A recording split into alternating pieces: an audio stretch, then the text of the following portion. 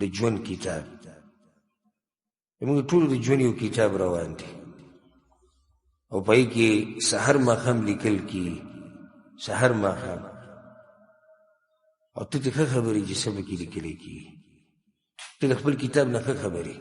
او زه د خپل کتاب نه ښه خبرې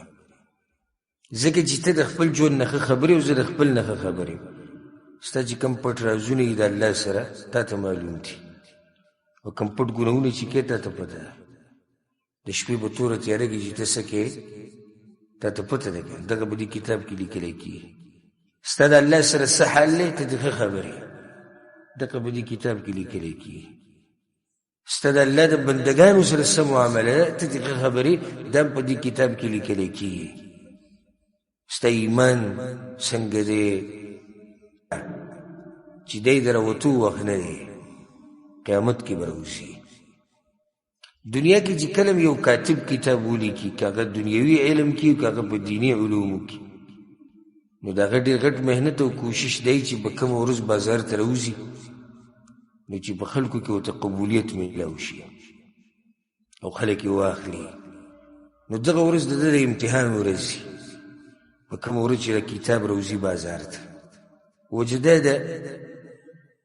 کتاب لیکل او بیا خلکو ته مخامخ کول په اصل کې څه ښوي دي خلکو ته خپل دماغ چې بی زه د دې دماغو سړی یم زما دومره عقل دی دا کتاب لیکل او بیا خلکو ته مخامخ کول ډېر ګران کار دی ځکه چې د دې کتاب له خلک دا معلوموي چې تا کې څومره عقل دی او څومره ستا علم دی او ستا څه اسلوب دی د هر څه به ته معلوم شي نو دغه شان دا یو کتاب دی چې ته لیکې او په آخرت کې به راښکاره کېږي په آخرت کې به دا کتاب راښکاره کېږي بیا چې څه پکې تا لیکلي دي او څه دي طریقه او څه دي اسلوب دی هر څه به پکې راشي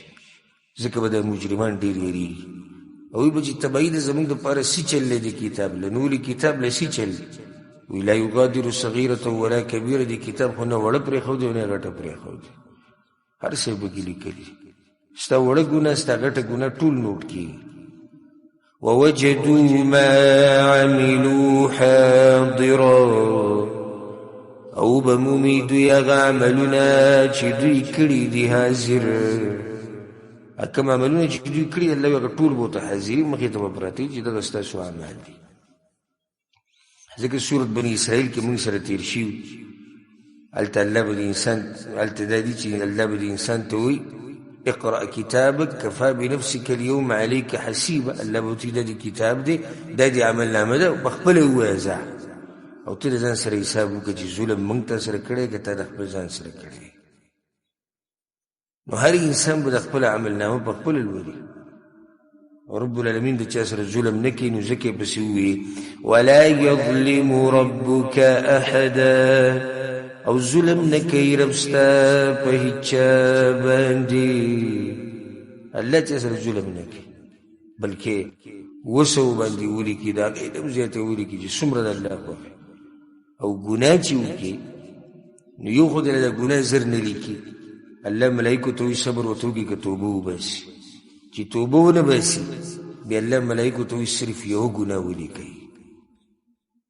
و چې په دې کې مې یو سړی چغې وایي چې د کتاب له څه چل دی دا ډېر کم عقل انسان الله ستا نیکیانې داسې لیکلي دي چې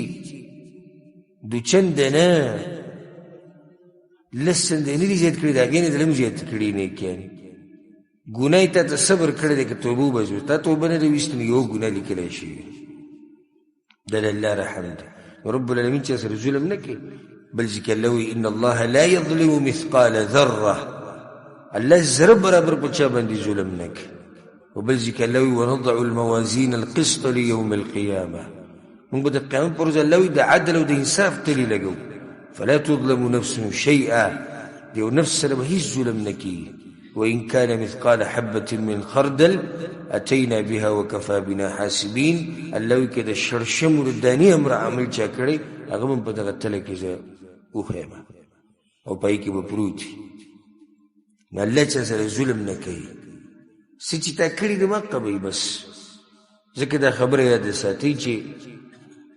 څوک هم جهنم ته ځي دا به د الله په عدل او په انصاف سره ځي او چې څوک کوم جنت ته ځي دا به الله په رحم سره شي.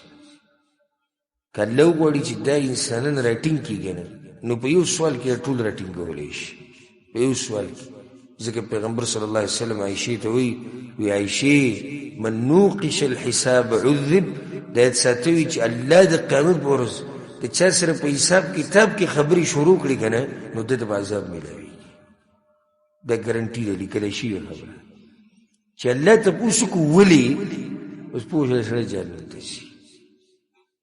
د ولې جواب نشته. الله چې چا سره مناقشه شروع کړي او الله حساب کتاب شروع کړي جوور، نو هېڅوک ترې نشي بچ کېدی. ځکه چې څوک هم جهنم ته ځي دا به د الله عدل او انصاف، او چې څوک هم جنت ته ځي دا به د الله رحم.